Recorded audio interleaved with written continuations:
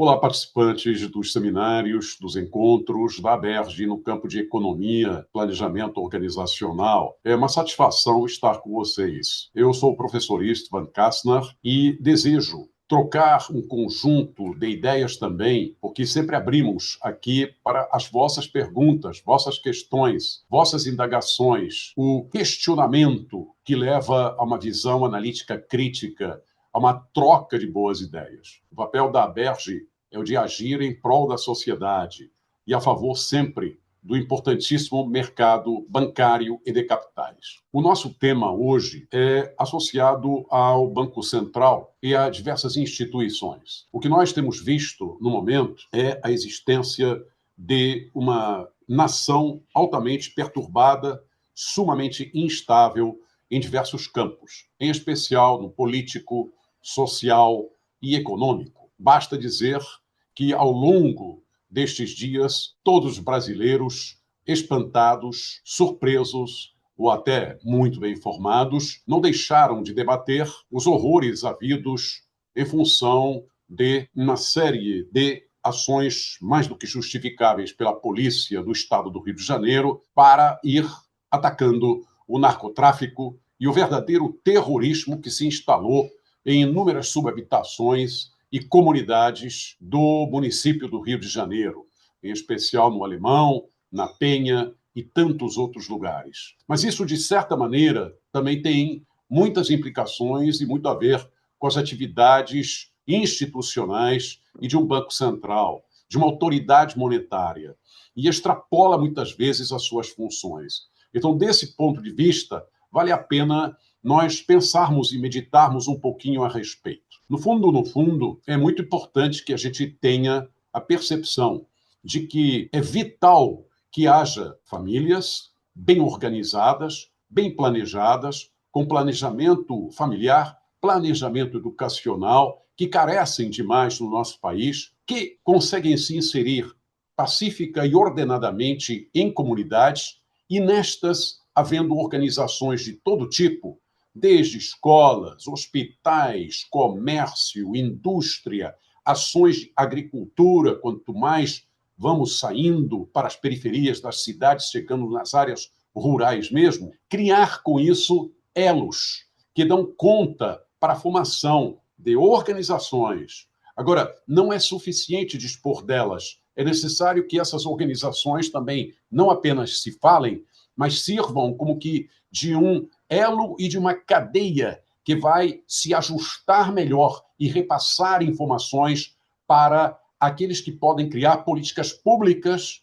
e ações universalizantes. E aí, então entra o Estado. Mas o Estado está muito longe de cada um de nós e, frequentemente, o Estado procura criar políticas que devam ser para todos, mas demora um certo tempo para isso ocorrer. Nos dias de hoje, com esta explosão tecnológica, com este tipo de violência provocada por terrorismos, por conta da capacidade que estes grupos de narcotráfico possuem de capturar dinheiro, de criar bolsões de fundos para si e de levarem adiante seus projetos, o Estado, se for lento, não agirá exatamente a contento da grandíssima maioria da população que é honesta, que é trabalhadora, que é proba, que quer ver a sua nação crescer, desenvolver e progredir. Pelo contrário, o que acaba acontecendo é que nós já acabamos sofrendo com as grandes dificuldades decorrentes da falta de ação que se faz sentir, embora ela exista. As decisões de um Congresso Nacional têm seu próprio ritmo, mas são muito diferentes daquelas que se tomam em organizações, núcleos menores, que podem ser muito geminados, infelizmente, também ao crime. Então, desse ponto de vista, vale a pena lembrar o que Emile disse entre tantos bons e brilhantes pensamentos em The Division of Labor in Society. Ele lembrava que nós, na verdade, na sociedade, somos compostos por um número infinito, gigantesco de pessoas frequentemente muito individualizadas e individualizantes. Mas necessitaríamos ter uma sociedade que pensa coletivamente. Desse ponto de vista, frequentemente, então, o Estado está num estado remoto, numa situação longínqua dos indivíduos, e as suas relações parecem intermitentes, pontuais. Ora, isso não é bom, porque uma nação necessita de um Estado bem organizado que se interponha capacitadamente, continuamente, para tomar decisões que afligem e interessam e são prioritárias para todos em seu bem-estar, para sua qualificação, para seu progresso, para seu avanço. E aí, então, se nós não temos esta capacidade de criar efetivamente instituições que estão entremeando o indivíduo, a família, a formação da comunidade e o Estado, aí nós estamos colocando em risco o nosso bom e melhor destino. Mais do que isso, Alexis de Tocqueville também nos faz lembrar algo de muito importante, que a arte da associação ocorre quando nós temos condições de propor a mãe das ações, a realização daquilo que é absolutamente vital e que deve ser aplicado pelo bem de todos. Então, estes tipos de propostas são muito relevantes e merecem atenção. Como instituição, um banco central é sumamente necessário, altamente relevante. É uma autoridade que supera e muito, cada vez mais, o papel apenas de uma autoridade monetária com política monetária. Está envolvido em tantos assuntos que lembra muito como nós fazemos no Brasil. Chama a Polícia Federal para tudo. O Banco Central, ele há de, obviamente, como tem, ter foco. E quanto mais quando ele é independente. E isso tem sido muito favorável no Brasil. Positivo, porque a independência lhe dá condições de entender, apreender, buscar soluções, propô-las, implementar, impactar, ver o que sucedeu, feed forward, feedback.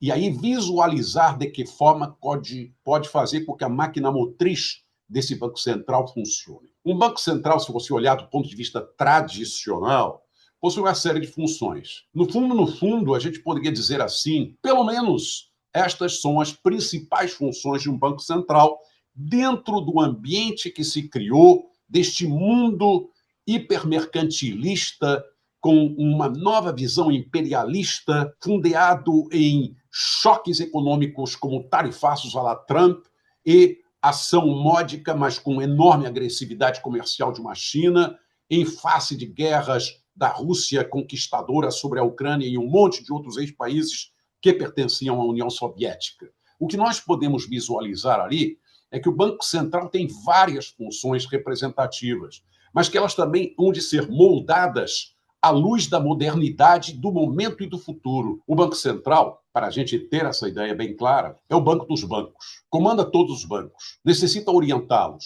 tem que controlá-los, tem que verificar com a liberdade que lhes cabe a cada um o que está sucedendo com as suas contas, em que aplicam, como aplicam, por que aplicam. E, obviamente, desse ponto de vista, seria extremamente interessante saber detectar, e há de se fazer isso, aonde está o crime, o criminoso, o bandido, o dinheiro ruim, o dinheiro realmente tirado de sangue, da violência. O Banco Central é o banco dos bancos para fornecer liquidez quando um banco tem dificuldade. Para lhe dar até certo ponto ajuda, se também é possível torná-lo bom a ponto dele voltar ao mercado. Porque nem sempre, dadas as carteiras e as decisões, uma atividade bancária funciona com o tempo. Um banco central necessita criar a política monetária para, prevendo também, mediante o orçamento geral da União e a evolução dos acontecimentos da economia, como crescerá o produto interno bruto, o quanto, então, sendo positivo o crescimento, se haverá de injetar de moeda ao longo de um ano, ao longo de vários anos. O Banco Central, desse ponto de vista, então, necessita conhecer profundamente a evolução da produção para que ele não provoque um excesso de oferta monetária, de forma que isso pode realmente, a longo prazo, como Milton Friedman, da Escola de Chicago, comprovou, criar inflação. Então, o Banco Central é o agente que há de estabilizar a política monetária, oferecer condições de visualização clara da massa monetária disponível e da evolução das injeções de dinheiro na praça. Ele também lida com títulos públicos.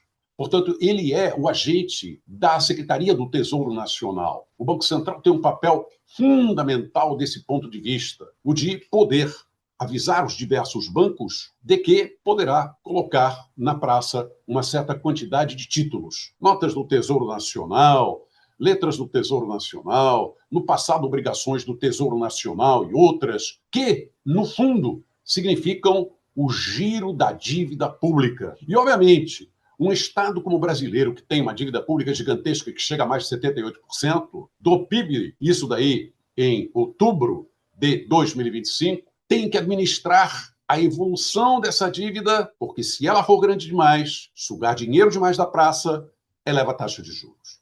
Então, o Banco Central tem também essa função de combinar convenientemente o lançamento monetário, a evolução monetária, com os títulos públicos, com vistas a criar uma acomodação segura e boa, que dê condições de não gerar uma taxa de juros excessiva, porque ela inibe, contrai os investimentos e o consumo da população e dos empresários em geral. De forma que essa taxa tem que ser bem administrada. O Banco Central utiliza muito como referencial para a nossa nação, basta ver o boletim Focus, também acompanhá-lo no dia a dia, a taxa de juros Selic. E no momento ela está em 15%, praticamente um dos recordes mundiais. Algo que o presidente Lula de jeito nenhum gostaria de ver, menos ainda também o seu ministro Haddad, compreensivelmente.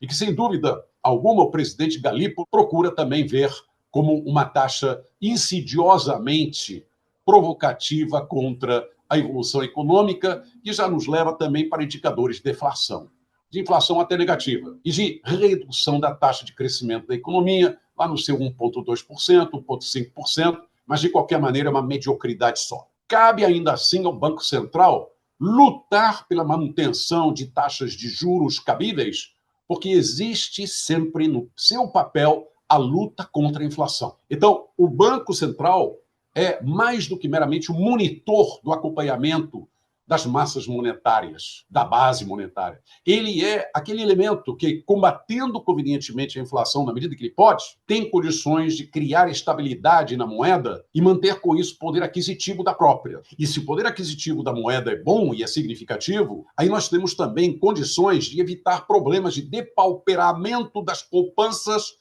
e das disponibilidades de recursos por parte dos indivíduos, o que é maravilhoso. O papel do nosso Banco Central tem sido brilhante nesse sentido ao longo já de mais de 2 décadas, não há dúvidas, mas há muito mais o que fazer. Então o Banco Central necessita também pensar em atividades de câmbio, em política cambial, em relações entre a sua moeda, o real, e aquelas que estão lá fora em função das exportações e importações de bens e serviços. Cabe a ele ser o gestor das reservas internacionais do país. E que bom que nós temos um bom colchão de reservas, que suplanta mais de 320 bilhões de dólares. Mas não é a ele que cabe apenas olhar. Justamente agora, neste momento, temos o melhor exemplo, que é o de políticas tarifárias de Trump, modificando dramaticamente os mercados mundiais, alterando significativamente as relações de parceria entre as nações, deixando ver claramente que existe uma multipolarização e não meramente um único polo, os Estados Unidos,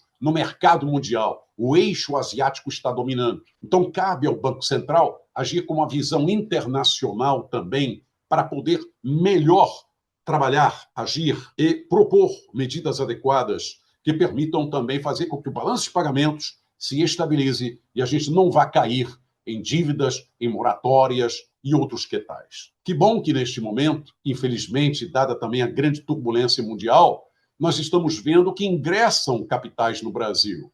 E nós temos tido mais do que 23% de crescimento em bolsa, o que é também uma indicação de que, dentro do mundo dos relativos, estamos menos mal do que até pensamos, porque temos condições de atrair capitais, uma vez que, obviamente, numa Europa em guerra, numa Ásia em conflito, num conjunto de grandes discussões que se criam entre Estados Unidos e os países asiáticos, nós acabamos ganhando um pouquinho. É como se diz também em latim, inter duas litigantes tertius gaudet. Nós somos o tertius. Agora, vamos dar uma olhada um pouco mais claramente em alguns pontos desta ação do Banco Central mais recente e o que podemos esperar que virá a acontecer ao longo do ano 26 e 27 também. Se nós pegarmos as informações atinentes a 1º de novembro do ano 2025, veremos que já estão surgindo diversos sinais de ritmo menor na economia. Muito embora a taxa de desemprego esteja estável em 5,6%, segundo o IBGE, e com uma certa renda recorde,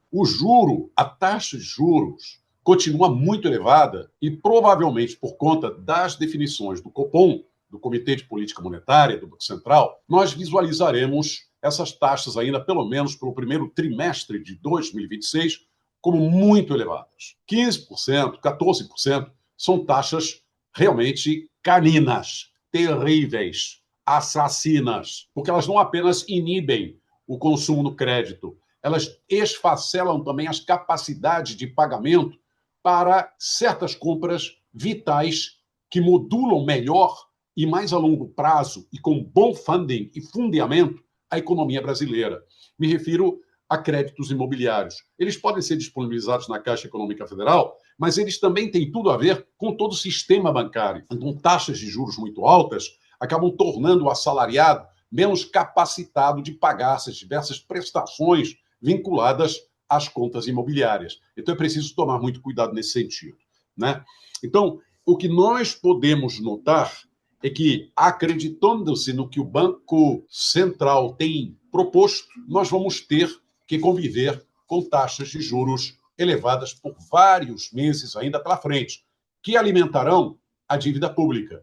Preocupação, então, do Banco Central e, sobretudo, também de todos quantos têm que ser responsáveis pela política fiscal. Isso tem a ver com o Ministério da Economia, que necessita pensar seriamente, infelizmente, não em apenas a toda hora aumentar os impostos neste Brasil que não aguenta mais, mas, sobretudo, criar uma série de cortes de custos e programas que fazem evoluir a produtividade no setor público. Desse ponto de vista, se a taxa de juros continua crescente, nós temos que notar que não estamos notando significância na capacitação da geração de produto de longo prazo crescente. Em 2025, nós temos aí uma projeção simples para um crescimento entre 1,5% e 2,2%. Pobre.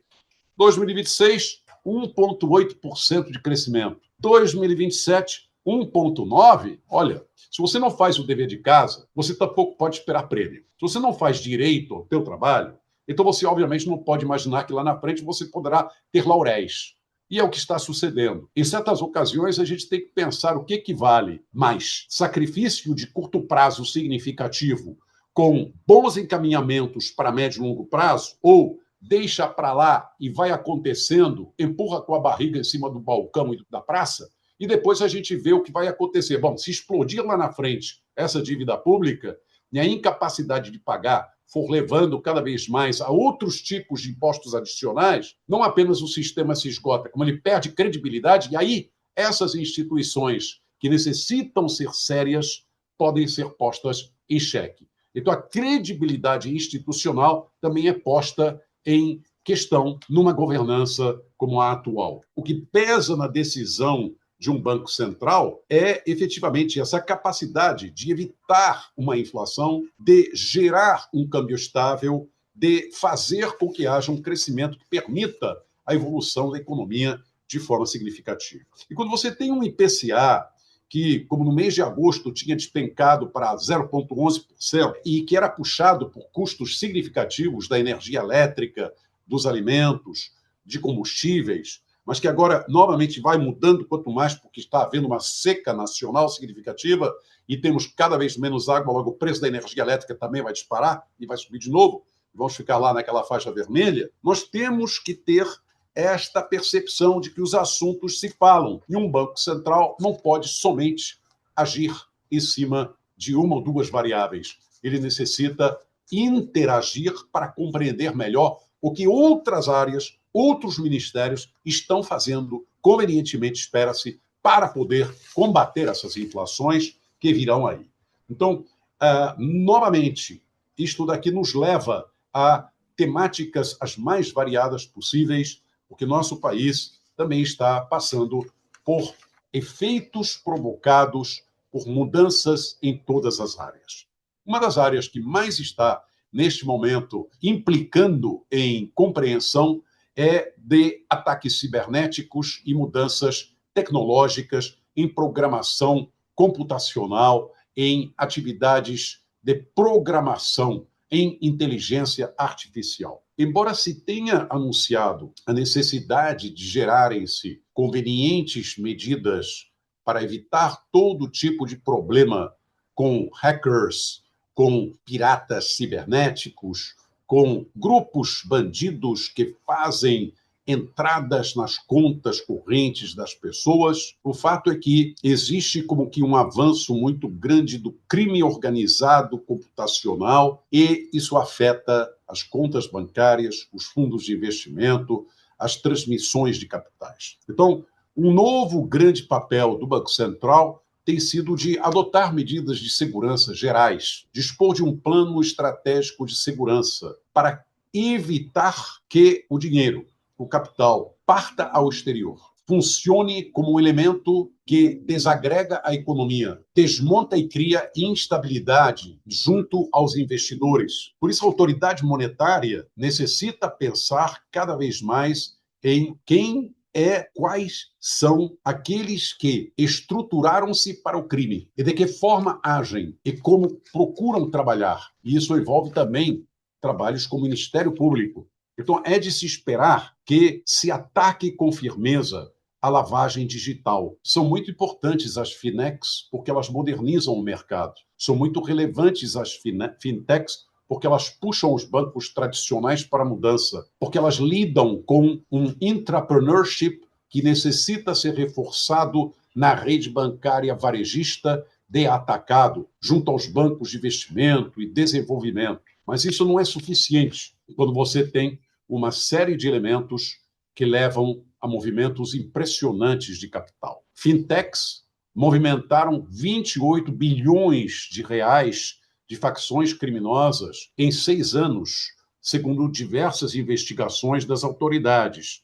E isso não pode ser aceito, porque significa que a economia formal está sendo acuada pela economia informal criminosa. Logo, efetivamente, é preciso que se identifique um a um cada um dos indivíduos, cada uma das empresas que criam estes grandes, verdadeiros bolsões de fraudes e de crimes, para evitar que a economia contaminada signifique efetivamente um outro Estado dentro do Estado e contra o cidadão comum. Usar as ditas propostas de contas bolsão como uma forma de, a partir de agora, evitar que elas disponham de recursos oriundos de áreas duvidosas, é uma medida correta, mas é uma medida insuficiente. Solicitar o CPF de cada uma das pessoas que fazem parte desses fundos é uma medida correta, mas também é insuficiente. Mais do que isso, todo e qualquer tipo de movimentação financeira,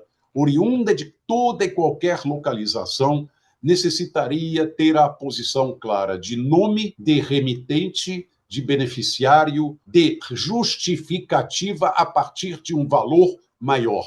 Digamos, a partir de R$ 1.500, todo e qualquer tipo de recurso haveria de ser identificado às claras. E se, através de uma malha fina, se identifica de que existe uma dúvida a respeito, é preciso que esse tipo de recurso seja congelado, inspecionado e investigado pelo Banco Central e pelos seus melhores agentes. É de se esperar, todavia, que o Banco Central, sensibilizado como é, perceba as conveniências e inconveniências de cada medida. Porque, no fundo, uma nova alíquota sobre as fintechs pode impactar na chegada de crédito para todos os níveis de renda.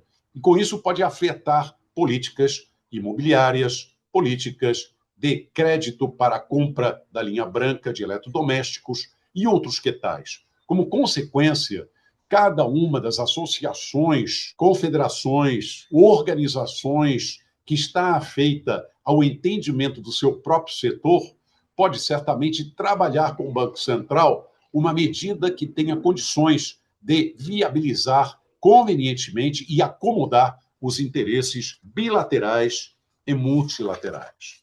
Não é fácil criar um cerco para a bandidagem. Não é fácil apertar apenas regras para bancos, para fintechs e ações para com o crime que está tão bem organizado e frequentemente tem grandes raízes internacionais.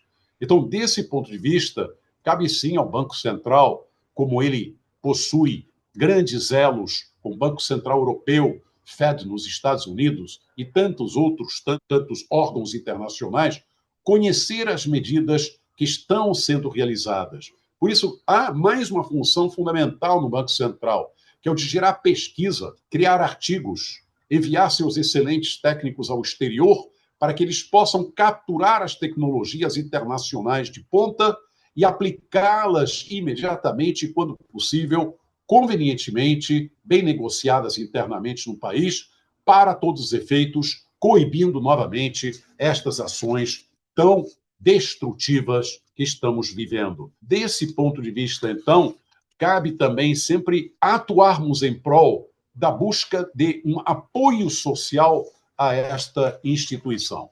O Banco Central sempre foi visto como um agente que há de combater a inflação, para manter a política monetária conveniente e evitar com isso a perda do poder aquisitivo da moeda. Sim, mas o Banco Central há de ser visto não como um xerife dos bancos, das fintechs, das corretoras, das distribuidoras, das cooperativas de crédito. Ele há de ser visto como mentor da inovação tecnológica à luz dos ganhos das fronteiras cibernéticas, das telecomunicações e das interações nas comunidades. Ele há de ser visto como um elemento que pode ingressar na sociedade com propostas inovadoras que facilitam as suas transações, como o Pix, um produto pioneiro brasileiro de altíssimo nível, e que qualificam a capacidade de gerar orçamentos individuais, empresariais, públicos, nacionais, em prol de maior transparência e conveniência no processo de evolução da formação do produto interno bruto. E com isso, facilitar para todos uma melhor distribuição de recursos, reduzindo até mesmo as desigualdades sociais existentes. Portanto, diversos tipos de ações do Banco Central em movimento dinâmico contínuo o levam a ser um dos grandes mentores da verdadeira necessidade de visualizarmos o progresso econômico e social numa nação. Espero que essas ideias tenham permitido também visualizar a amplitude de um Banco Central e do nosso, que tem se qualificado cada vez mais e é reconhecido como exemplar no mundo. A todos um abraço, com desejos de sucesso e, sobretudo, venha também com questões, me mande suas perguntas e tenho agradecido a todos quantos enviam, porque nós estamos aqui na Aberj abertos para a troca de ideias, para a realização de propostas, para a criação de novos processos que possam otimizar sempre o Brasil e o Estado do Rio de Janeiro, assim como todas as unidades federativas do país. Tudo de bom para vocês.